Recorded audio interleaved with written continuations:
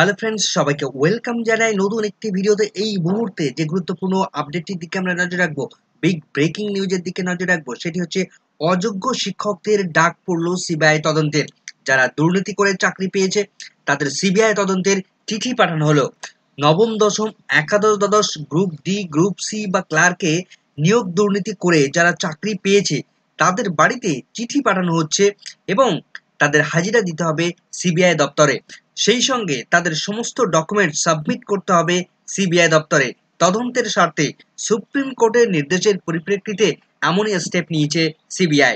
আমরা এই ভিডিওতে জানবো সিবিআই এর সেই চিঠিতে কি কি উল্লেখ করা রয়েছে, কবে কবে হাজিরা দিতে হবে সেই সমস্ত অযোগ্য শিক্ষক বা অযোগ্য ক্যান্ডিডেটদের, কি কি ডকুমেন্টস তাদের রেডি রাখতে হবে এবং সিবিআই দপ্তরে হাজিরার সময় নিয়ে যেতে হবে। তার বিস্তারিত থাকবে এই ভিডিওর মধ্যে। কোনো রকম স্কিপ না করে শেষ পর্যন্ত সমস্ত চিঠি দেখব, কি এসছে সেই চিঠির মধ্যে, কি কি রয়েছে, তার বিষয়বস্তু কি কি রয়েছে, বিস্তারিত থাকবে এই ভিডিওর মধ্যে। কোনো রকম স্কিপ না করে শেষ পর্যন্ত দেখতে থাকুন ভিডিওটি ভালো লাগলে অবশ্যই একটু লাইক এবং কমেন্ট করে যাবেন।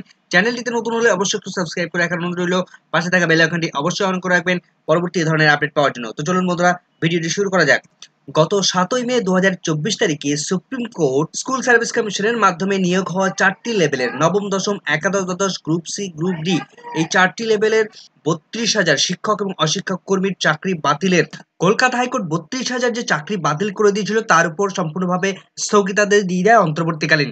এবং গত 7ই মে 2024 তারিখে সুপ্রিম কোর্ট আরও নির্দেশ দেয় যে সিবিআই তাদের তদন্ত কন্টিনিউ করবে। সেই সঙ্গে স্কুল সার্ভিস কমিশনকে নির্দেশ দেয় যে যারা যোগ্য ক্যান্ডিডেট এবং যারা অযোগ্য ক্যান্ডিডেট এই দুটোর মধ্যে সেগ্রেশন করার জন্য এবং এই সমস্ত ক্যান্ডিডেটদেরকে জানানোর জন্য সমস্তটি পাবলিকলি নোটিফিকেশন জানানো বা পাবলিকলি নিউজ পেপারে সমস্ত তথ্য প্রদান করা বা নোটিফিকেশন আকারে তাদের মধ্যে তাদের জন্য যে তদন্ত চলছে তার সেটা যেন বিস্তারিত জানায় স্কুল সার্ভিস কমিশন, সেই বিষয়েও অর্ডার দেওয়া হয়েছিল। এমতো অবস্থায় স্কুল সার্ভিস কমিশন তারা যোগ্য এবং অযোগ্য ক্যান্ডিডেটের পৃথকীকরণ করা চলছে।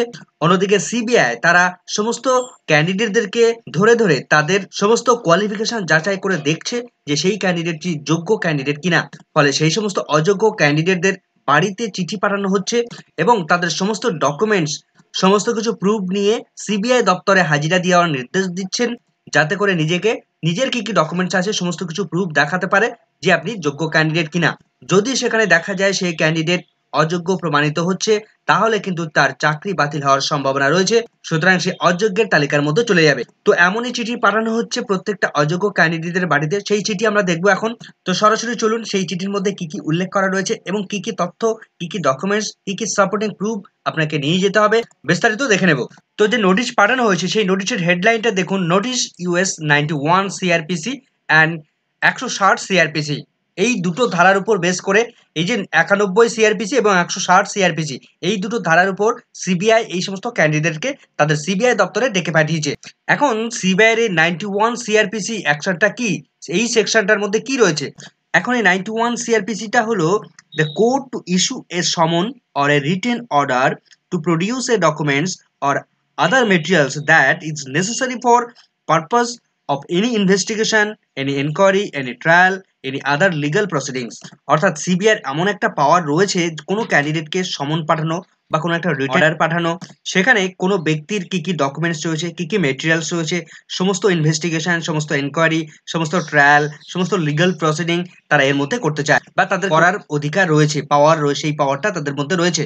অন্যদিকে 160 সিআরপিসিটা হলো police officers power to require attendance of witness.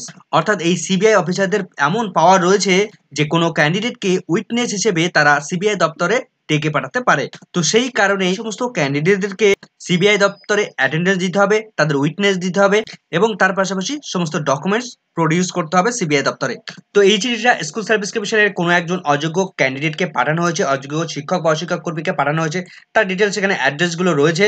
তো মূল বিষয়বস্তু যেটা বলা হচ্ছে, where it appears that you are accounted with the circumstances of the case noted below. যেহেতু এটা দেখা যাচ্ছে যে আপনি স্কুল সার্ভিস কমিশনের 4টি লেভেলের চাকরি বাতিল মামলার সঙ্গে যেখানে জড়িত রয়েছেন, সেই মামলার সঙ্গে আপনার সম্পর্ক রয়েছে, তাই আপনাকে এই চিঠিটা পাঠানো হচ্ছে। Which I am now investigating under chapter 14 of the code of criminal procedure 1973। অর্থাৎ 1973 এর ধারা অনুসারে ধারা 14 নম্বর চ্যাপ্টার অনুসারে আপনাকে ক্রিমিনাল প্রসিডিং এর জন্য, ইনভেস্টিগেশনের জন্য আপনাকে তদন্তের জন্য ডাকা হচ্ছে। You are hereby requested to attend the office of CBI ACB Kolkata at 15th floor Nizam palace second MSO building 234/4 AGC Bose road Kolkata 20। আপনাকে অনুরোধ করা হচ্ছে যে সিবিআই যে দপ্তর রয়েছে সেই দপ্তরে এসে সমস্ত প্রসিডিংস গুলো করার এবং অ্যাটেন্ডেন্স দেওয়ার। তো সিবিআই দপ্তরের যে অফিসিয়াল বিল্ডিং রয়েছে সেই বিল্ডিং এ গিয়ে নিজাম প্যালেসে গিয়ে তাদেরকে হাজিরা দেওয়ার নির্দেশ দিচ্ছেন। Before Shri A Saha additional SP IO of the under mention case, অর্থাৎ এডিশনাল এসপি এ সাহার তার কাছে গিয়ে হাজিরা দিতে হবে। কি জন্য যেতে হবে? ফর প্রোডাকশন অফ ডকুমেন্টস, অর্থাৎ আপনার সমস্ত ডকুমেন্টস গুলোকে সেখানে সাবমিট করতে হবে বা আপনার সমস্ত ডকুমেন্টস বা প্রুফ গুলোকে আপনাকে তদন্ত করে দেখা হবে। সেই সঙ্গে and for the purpose of answering certain questions regarding the case on 11/5/24 at around দুপুর 12টার সময়, অর্থাৎ 11ই মে 2024 তারিখে গিয়ে দুপুর 12টার সময় তাকে হাজিরা দেওয়ার নির্দেশ দিচ্ছে। তাকে বেশ কতগুলো প্রশ্নের অ্যান্সার তাকে দিতে হবে এবং সমস্ত ডকুমেন্ট সেখানে প্রডিউস করতে হবে। তো কি কি ডকুমেন্ট সাবমিট করতে হবে সেইগুলো লিস্টেড আমরা দেখাবো আপনাদের। Particulars of the case number, এখানে কেস নাম্বারটা দেওয়া রয়েছে, কেস নাম্বারটা দেখতে পাচ্ছেন আপনারা। এবং বলা হচ্ছে প্লিজ ব্রিং ইউর অরিজিনাল, সমস্ত অরিজিনাল ডকুমেন্টসটাকে ক্যারি করতে হবে, নিয়ে যেতে হবে কলকাতার সেই সিবিআই দপ্তরে। এবং তার পাশাপাশি তাকে self certified copy of Aadhaar card, PAN card, voter ID card এবং 2 original passport size photo, 2 copy original passport size photo এবং voter ID card, PAN card, Aadhaar card, এগুলোকে সমস্ত ডকুমেন্টস তাদেরকে নিয়ে যেতে হবে। এবং একাডেমিক কি কি কোয়ালিফিকেশন নিয়ে যেতে হবে, সার্ভিস রিলেটেড কি কি ডকুমেন্টস নিয়ে যেতে হবে দেখবো আমরা।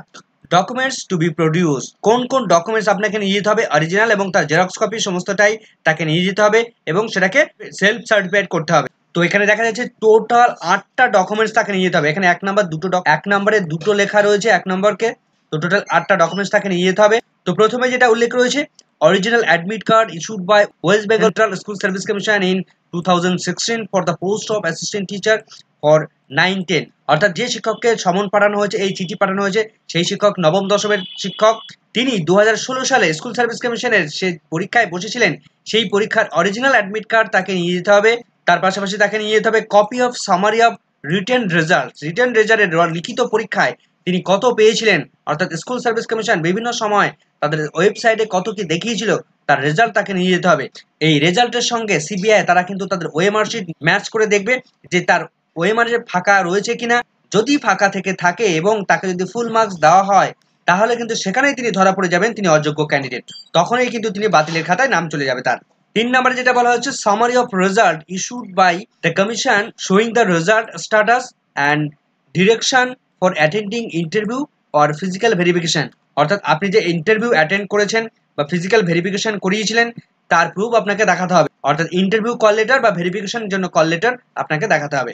4 নম্বরে যেটা বলা হচ্ছে original and copy of recommendation letter of appointment to the said post, অর্থাৎ আপনি যে এই নবম দশম চাকরি করছেন সেই পোস্টের জন্য আপনি যে রেকমেন্ডেশন পেয়েছিলেন স্কুল সার্ভিস কমিশনের পক্ষ থেকে তার অরিজিনাল আপনাকে দেখাতে হবে, অরিজিনাল আপনাকে নিয়ে যেতে হবে এবং তার জেরক্স কপিও আপনাকে নিয়ে যেতে হবে।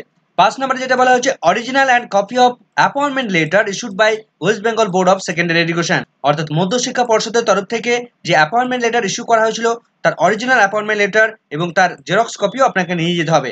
6 নম্বরে যেটা বলা হচ্ছে original copy of joining report in school, স্কুলে যে আপনি জয়েন করেছেন তার জয়নিং রিপোর্টটা আপনাকে নিয়ে যেতে হবে।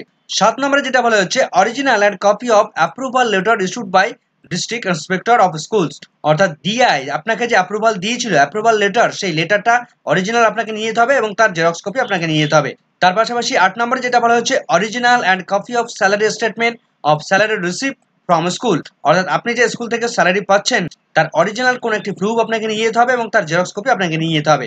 এই টোটাল 8টি ডকুমেন্টস এই ক্যান্ডিডেটকে তাকে সাবমিট করতে হবে অরিজিনাল সমস্ত প্রুফ সহ। সিবিআই তারা তদন্ত করে দেখবে, তাদের ওএমআর সঙ্গে ম্যাচ করিয়ে দেখবে বা তিনি কবে অ্যাপয়েন্টমেন্ট পেয়েছেন সেটা ম্যাচ করে যায় দেখবে যে তিনি প্যানেল এক্সপায়ার করে যাওয়ার পরে চাকরি পেয়েছেন কিনা সে বিষয়টাও খতিয়ে দেখবে। সমস্ত বিষয় খতিয়ে দেখার পর যদি দেখায় এই ক্যান্ডিডেটটা অযোগ্য ক্যান্ডিডেট তাহলে তার কিন্তু বাতিলের লিস্টে নাম থাকবে। Please contact the investigation officer on, এখানে একটা ফোন নাম্বার দেওয়া রয়েছে। Before attending the CBI office, CBI অফিসে অ্যাটেন্ড করার আগে এই নাম্বারে একটা নাম্বার দেওয়া রয়েছে, সেই ইনভেস্টিগেশন অফিসারের নাম্বার দেওয়া রয়েছে, তাকে তার সঙ্গে যোগাযোগ করে তবে তিনি সেই অফিসে প্রেজেন্ট থাকবেন। তো স্কুল সার্ভিস কমিশনের 4টি লেভেলের নিয়োগ দুর্নীতি সংক্রান্ত বিষয় যারা যারা দুর্নীতি করে চাকরি পেয়েছে তাদেরকে প্রত্যেকের বাড়িতে এই সমন পাঠানো হচ্ছে, এই লেটার পাঠানো হচ্ছে এবং প্রত্যেক ক্যান্ডিডেটকে সিবিআই দপ্তরে হাজিরার নির্দেশ দেওয়া হচ্ছে সমস্ত কিছু তদন্তের জন্য, তাদের অরিজিনাল ডকুমেন্টস, জেরক্স কপি সমস্ত ডিটেলস খতিয়ে দেখার জন্য। যে সমস্ত ক্যান্ডিডেটরা কোনো রকম ভাবে ডুপ্লিসিটি করে চাকরি পেয়েছে তাদের চাকরি কিন্তু সুপ্রিম কোর্ট আর রাখবে না। এটুকু গত যে 7ই মে মাননীয় বিচারপতিরা অর্ডার দিয়েছেন সেখানে কিন্তু এই বিষয়টা পরিষ্কার হয়ে গেছে। তো সমগ্র বিষয়টা তুলে ধরার চেষ্টা করলাম। ভিডিওটি ভালো লাগলে অবশ্যই একটু লাইক এবং কমেন্ট করবেন। চ্যানেলটিতে নতুন হলে অবশ্যই একটু সাবস্ক্রাইব করে রাখার অনুরোধ রইল। পাশে থাকা বেল আইকনটি অবশ্যই অন করে রাখবেন পরবর্তী এই ধরনের নিত্য নতুন আপডেট পাওয়ার জন্য। সকলকে ধন্যবাদ।